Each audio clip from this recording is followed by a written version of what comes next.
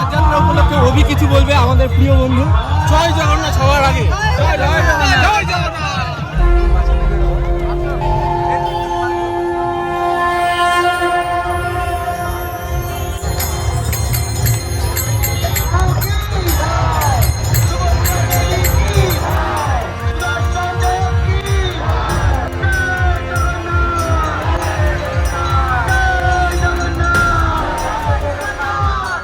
আমরা এখন বাড়ি যাচ্ছি, তো টোটো পাওয়া যাচ্ছে না, তার জন্য এখন একটা